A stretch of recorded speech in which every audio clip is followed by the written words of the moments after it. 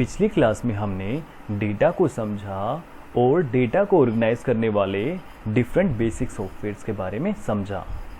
हमने डेटा के सबसे पॉपुलर स्प्रेडशीट MS एक्सेल को ओपन करना भी सीखा और उसके डिफरेंट पार्ट्स को भी जाना।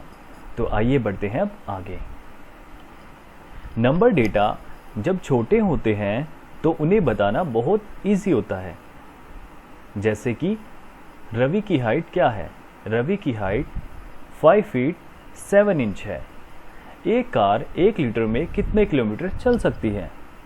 40 किलोमीटर। तो ये डेटा बहुत छोटे हैं और इनका आंसर करना बहुत इजी होता है। लेकिन जब डेटा हमारे पास लार्ज नंबर में आ जाए, बहुत सारा डेटा हमारे पास एक साथ आ जाए, जैसे कि ये डेटा, ये 45 स्टूडेंट्स के एनुअल मार्क्स हैं, तो यहाँ से इसको समझना और समझाना थोड़ा सा डिफ़िकल्ट हो जाएगा। तो हमें इस डेटा को ऑर्गेनाइज करना पड़ेगा। ठीक ऐसे यहाँ पर आप देख सकते हैं मैंने डेटा को एक टेबल की फॉर्म में ऑर्गेनाइज किया है। ये डेटा अब टेबुलर डेटा है। इसमें आप देख सकते हैं डेटा रोल नंबर के अकॉर्डिंग अरेंज कर दिया गया है। इस तरीके से सारे बच्चे अपने अपने रोल नंबर के अकॉर्डिंग अपनी परसेंटेज देख सकते हैं। ए picture is worth 1000 words.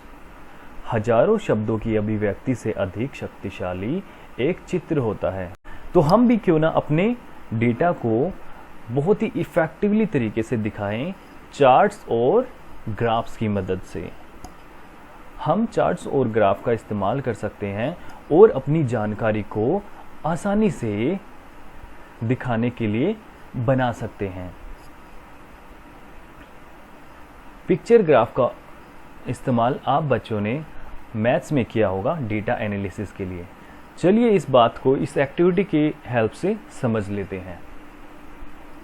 Radheshyam जो कि एक पुस्तक विक्रेता है, उसने अपनी पूरे वीक में जो बुक्स की सेल हुई उसको इस टेबल के माध्यम से दिखाया है। जैसे कि मंडे को 60 बुक्स की सेल हुई, ट्यूसडे को 50 बुक्स की, वेंसडे को 80 बुक्स की, थर्सडे को 40 बुक्स, फ्राइडे 40, सैटरडे 70। तो हमें इसी तरीके से एक पिक्चर में इस बिक्री को दिखाना है। यहाँ पर हम 60 बुक ना दिखा के एक सेट लेंगे और एक सेट में 10 बुक होंगी, कुछ इस तरीके से। ये देखिए हमारा पिक्चर ग्राफ रेडी हो गया है। मंडे को आप देख सकते हैं कि 60 बुक सेल हुई। जैसे कि मैंने आपको बताया था कि ये एक बुक नहीं बल्कि 10 बुक्स का एक सेट है। मंडे को 60 बुक्स 1 2 3 4 5 6 60 बुक कैसे हुई? एक सेट में 10 बुक है तो 6 सेट में कितनी बुक हुई? 60 बुक। तो ऐसे ही हमने पूरा का पूरा पिक्चर ग्राफ रेडी कर लिया है। तो आपने भी देखा और समझा कि अब हमारा डेटा कितना इजी हो गया है देखना, समझना और समझाना। तो टेबुलर डेटा को पिक्टोरियल फॉर्म में प्रस्तुत करने के बाद हम इस निष्कर्ष पर पहुंचे हैं कि पिक्टोरियल या ग्राफिकल विधि डेटा को आकर्षक तरीके से प्रस्तुत करने में हमारी सहायता करती है। मतलब डेटा को किसी पिक्चर या ग्राफ की मदद से बहुत ही आकर्षक तरीके से दिखाया जा सकता है। यह किसी भी भाषा की जानकारी से परे है। मतलब किसी भी भाषा के लोग इसको इजीली समझ सकते हैं। इसमें भाषा की कोई रुकावट नहीं होती। इससे विश्लेषण जल्दी हो जाता है। मतलब इसमें डेटा का एनालिसिस जल्दी हो जाता है।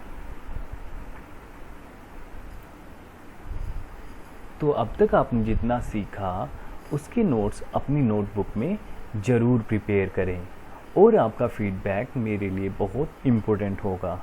तो आप बताएं आपको पढ़ने का ये नया तरीका कैसा लगता है? अगर आपके पास कोई सजेशन है तो आप वो मुझसे शेयर कर सकते हैं। So keep learning, keep smiling. Thank you.